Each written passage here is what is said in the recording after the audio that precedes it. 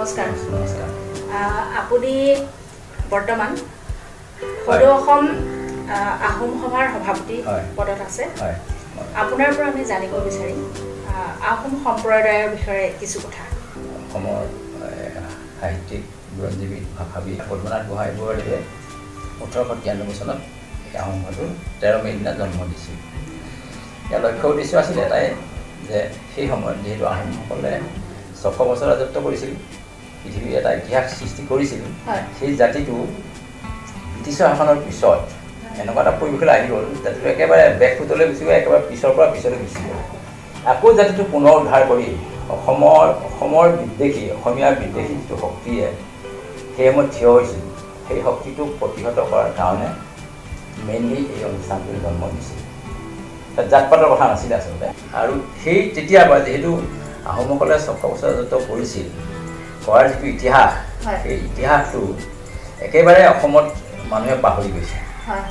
কাৰণ সেই সময়ত চুকাফা যেতিয়া মাউলুঙৰ পৰা আহিছিল 14 বছৰ খোজকাঢ়ি পাটকাকত আহি তেওঁ এখন ৰাজ্য প্ৰতিষ্ঠা কৰিবলৈ আহিছিল। মাজে মাজে ওলাই থাকে যে চুকাফা আক্ৰমণকাৰী। চুকাফা আচলতে আক্ৰমণকাৰী নাছিল। তেওঁ এখন সাৰুৱা খেতি পথাৰ সুললিত এখন ৰাজ্য, যিখন ৰাজ্যত সকলো মানুহ একেলগে বাস কৰি থাকিব পাৰে, বিভিন্ন জনগোষ্ঠী সকলোকে লগ লগাই হাতৰাজ কৰি একৰাজ কৰি লৈ গোটেই জাতিটোক মানে একেলগে যাতে সংবদ্ধভাৱে সামাজিকভাৱে সুন্দৰভাৱে একতাৰ দৰে বান্ধি ৰাখিব পাৰে, তেনেকুৱা এখন সমাজ সৃষ্টি কৰিবৰ কাৰণে তেখেতে ইয়াত আহিল।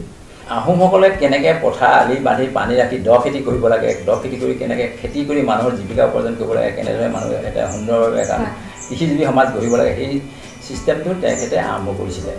তেখেতে ইয়াত ভৰি দিয়াৰ লগে লগে সৌমাপীঠত ভৰি দিয়াৰ লগে লগে এই এলেকাটো ৰাজনৈতিক, অৰ্থনৈতিক, সামাজিক, শৈক্ষিক, সাংস্কৃতিক সকলো দিশতে এটা আমূল পৰিৱৰ্তনৰ সৃষ্টি হ'ল। সেই আমূল পৰিৱৰ্তনৰ ফলতেই বৰ অসম, বৃহৎ অসমীয়া জাতি, ভাষা, সংস্কৃতি সকলোবিলাক এটা জন্ম হোৱাৰ প্ৰক্ৰিয়া আৰম্ভ হ'ল।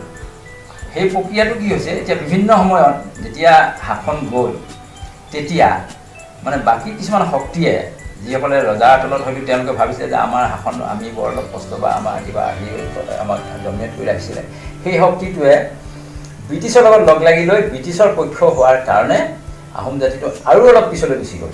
ভাৰতবৰ্ষত আহোমে এটা জাতি আছিল যি মোগলক পৰাস্ত কৰিব পাৰিছিল। ভাৰতৰ কোনো ৰাজ্যত মোগলক পৰাস্ত কৰিব পৰা নাছিল।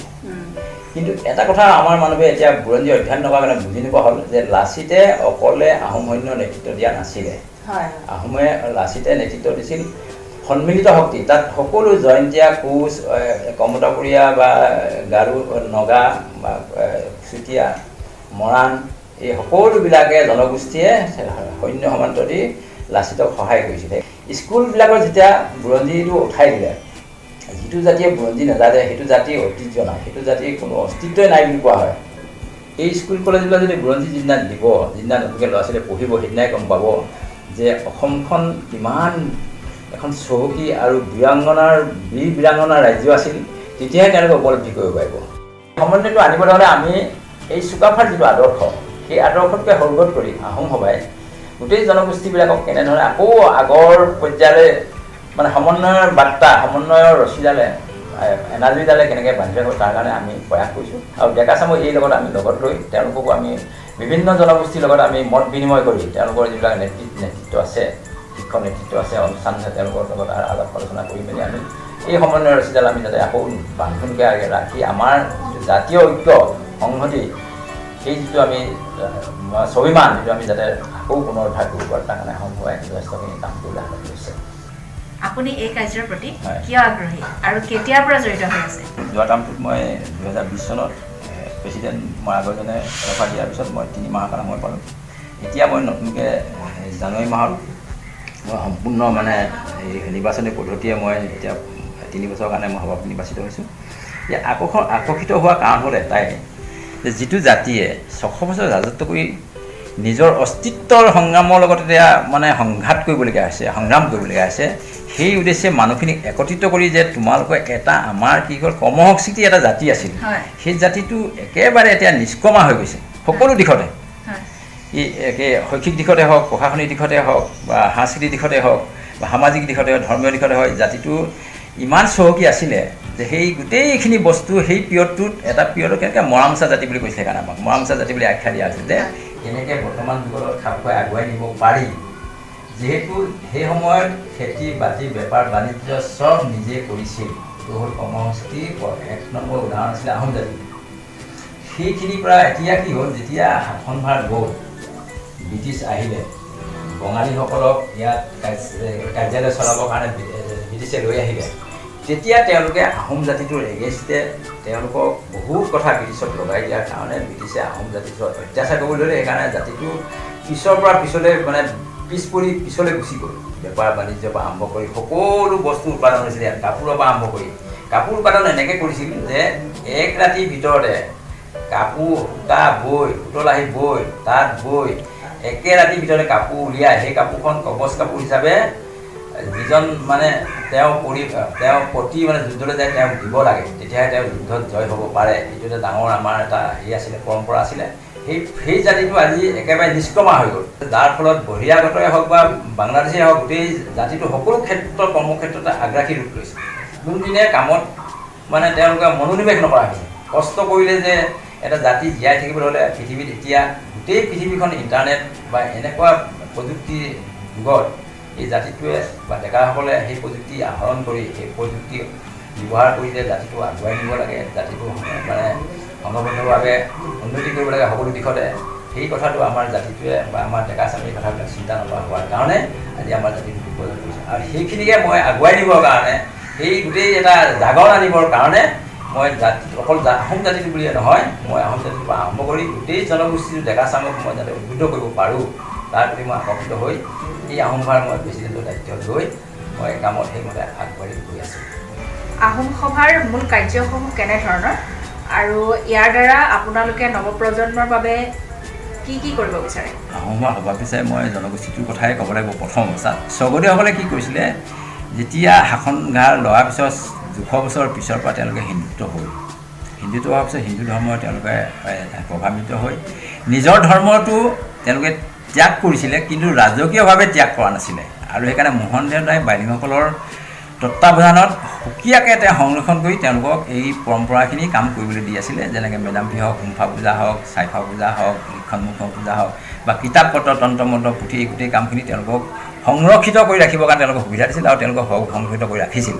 কিন্তু এতিয়া কথা হ'ল কি, সেইবিলাক আমি উদ্ধাৰ কৰি আহোমৰ কাৰণে উদ্ধাৰ কৰা নহয়, এইটো জাতিটোৰ কাৰণে অসমীয়া জাতিৰ কাৰণে ভাল চহকী কৰিবৰ কাৰণে সাহিত্যই হওক, ধৰ্মই হওক বা অন্যান্য দিশতেই হওক, সেইখিনি চহকী কৰিবৰ কাৰণে আমি আহোম সভাই সেইখিনি সংৰক্ষণ কৰি কেনেকৈ আমি ডিজিটেলাইজ কৰি বা DTP বা নতুন মাধ্যমে ইলেক্ট্ৰনিক মাধ্যমেৰ যোগেদি আমি তেওঁলোকক সংৰক্ষণ কৰি ৰাইজৰ মাজলৈ উলিয়াই দিব পাৰোঁ। ৰাইজে জানক যে কেনেকৈ তেওঁলোকে 600 বছৰ ৰাজত্ব শাসন কৰাৰ মূল মন্ত্ৰ ক'ত সোমাই আছিলে, এই বিষয়বস্তু জানিবৰ কাৰণে আমি এই গোটেইখিনি বস্তু আমি গোটেই ৰাইজৰ মাজলৈ উলিয়াই আনিবৰ কাৰণে আমি প্ৰয়াস কৰিছোঁ। প্লাছ আমাৰ যিটো আছিলে এইটো মানে কৰ্ম সংস্কৃতিটো যাতে আমাৰ হয়, ল'ৰাবিলাকে যে এইবিলাকৰ প্ৰতি আগ্ৰহী হয়, বুৰঞ্জী পঢ়াই হওক বা অন্যান্য খেতি বাতি কৰাৰ বিষয়ে হওক বা চেল্ফ হেল্প গ্ৰুপে হওক, ইকনমিক অৰ্থনৈতিক বা প্ৰশাসনিক এই দিশত আমি জাতিটো কেনেকৈ আগুৱাই নিব পাৰিম, নতুন চামক কেনেকৈ আমি আকৰ্ষিত কৰিব, তেওঁলোকক কেনেকৈ বা এই ধৰণে প্ৰশিক্ষণ দি মেলি বা এইটো স্কিল ডেভেলপমেণ্টৰ জৰিয়তে আমাৰ কাৰিকৰী দিশত বহুত কথা আছিলে। আমাৰ সোণ তৈয়াৰ কৰিছিলে, ৰূপ তৈয়াৰ কৰিছিলে, বিভিন্ন ধৰণৰ আমাৰ ইয়াতে তৈয়াৰ সেই প্ৰশিক্ষণবিলাক, সেই কথাবিলাক আমি ল'ৰাবিলাকক মানে এই স্কিল ডেভেলপৰ থ্ৰুদি আজিকালি নতুন প্ৰজন্মক মানে উদ্বুদ্ধ কৰিবৰ কাৰণে গাহৰি ফাৰ্মেই হওক, মুৰ্গী ফাৰ্মেই হওক, ফিচাৰী ফাৰ্মেই হওক, খেতিয়ে হওক, নতুন পদ্ধতিয়ে নতুন বৈজ্ঞানিক পদ্ধতি আমি কেনেধৰণে কাম কৰিব পাৰোঁ, সেইখিনিক আমি ডেকাসকলৰ মাজত বা আমাৰ সমাজৰ মাজত আমি সেইখিনি মানে বিস্তৃতভাৱে তেওঁলোকৰ মাজত সজাগতা আনিবৰ কাৰণে আমি প্ৰয়াস কৰিছোঁ। আৰু তাৰ লগতে আমি অকল আহোম সম্প্ৰদায় বুলি নহয়, আমি সকলো জনগোষ্ঠীৰ ক্ষেত্ৰত এটা আদৰ্শ হিচাপে কাম কৰিব বিচাৰোঁ, যাতে সকলোৱে তেনেকুৱা আদৰ্শ আকৰ্ষিত হৈ জাতিটো স্বাৱলম্বী কৰিব পাৰে। সেইটোৱে হ'ল আমাৰ প্ৰধান লক্ষ্য। আৰু তাতকৈ ডাঙৰ কথা হ'ল আমাৰ যিটো কীৰ্তিচিহ্ন, সেই কীৰ্তিচিহ্ন পৃথিৱীৰ ভিতৰত ইউনিক, যে পৃথিৱীত ইমান ডাঙৰ পুখুৰী এতিয়ালৈকে নাই। মানুহে খন্দা পুখুৰী, যেনে জয়সাগৰ, শিৱসাগৰ পুখুৰী, সেই পুখুৰীত আটাইতকৈ ডাঙৰ হ'ল সেই পুখুৰীটো সমান্তৰাল যিটো মাটি লেভেলৰ পৰা প্ৰায় 8 ফুট ওপৰত আছে। 8 ফুট ওপৰত পানী বান্ধি ৰখা, এইটো যিটো কাৰিকৰী মানে তেতিয়াৰ উন্নত শিক্ষা, বিশেষকৈ এতিয়া ৰংঘৰ এছিয়াৰ প্ৰথম মানে সেইটো পেভিলিয়ন বুলি কয়, খেলা ধূলা ঘৰ বুলি কয়, সেইটো প্ৰথম ঘৰ। তাত আটাইতকৈ ইণ্টাৰেষ্টিং কথাটো হ'ল সেই ঘৰটো বনাওঁতে তাত ৰড নাই, চিমেণ্ট নাই, ঢেলাই নাই, একো বস্তু নোহোৱাকৈ আজি এটা 600-700 বছৰ তাত এটা ঘৰ খাৰা হৈ আছে। তাত কিমান মানে টেকন'লজি, কিমান উন্নত ধৰণৰ টেকন'লজি ইউজ কৰিছিল, ব্যৱহাৰ কৰিছিল, এই তাৰে এটা নিদৰ্শন। সেইবিলাক আমি কিছুমান জেগাত বহুত তেনেকুৱা দৌল দেৱাল আছে, সেইবিলাক জহি খহি গৈছে। কিছুমান দেওশাল আছে, দেওশালটো এনেকুৱা বস্তু য'ত পূজা কৰিলে মানুহৰ অভীষ্ট মানুহে যি মানে কামনা কৰে সেই কামনা পূৰণ হয়। ভাৰতে মহাৰাষ্ট্ৰক শাসন কৰিব পাৰে কিন্তু শোষণ কৰিব নোৱাৰে, কাৰণ তেওঁলোকৰ শিৱাজী তেজে তেওঁলোকে উদ্বুদ্ধ হৈ আছে। কিন্তু ইয়াত তাতোতকৈ উন্নত, তাতোতকৈ শ্ৰেষ্ঠ বীৰ বীৰাংগনা থকাৰ পিছতো আমাৰ সেই জাতিটোৱে তেওঁলোকলৈ ঘূৰি নাচায়, তেওঁলোকৰ পৰা আদৰ্শ ল'ব নাজানে। তেওঁলোকৰ তেজত যে আমাৰো তেনেকুৱা বীৰ বীৰাংগনাৰ তেজ প্ৰবাহমান হৈ আছে, আমি জাতিটো যে সংৰক্ষণ ৰক্ষা কৰিবলৈ, উদ্ধাৰ কৰিবলৈ, উন্নতি কৰিবলৈ, নতুন প্ৰগতিশীল জগতৰ লগত আগুৱাই নিব লাগে, এই কথাবিলাক আমি চিন্তা চৰ্চা নকৰা হৈছে। সেইকাৰণে এই ডেকা চামক এই বিষয়ে অধ্যয়ন কৰিবৰ কাৰণে বা গৱেষণা কৰিবৰ কাৰণে আমি তেওঁলোকৰ লগত আমি কিছুমান চেমিনাৰ হওক বা কিছুমান আলোচনা চক্ৰ হওক, এইবিলাক আমি কৰাৰ ব্যৱস্থা কৰাৰ কাৰণে আমি ব্যৱস্থা হাতত লৈছোঁ।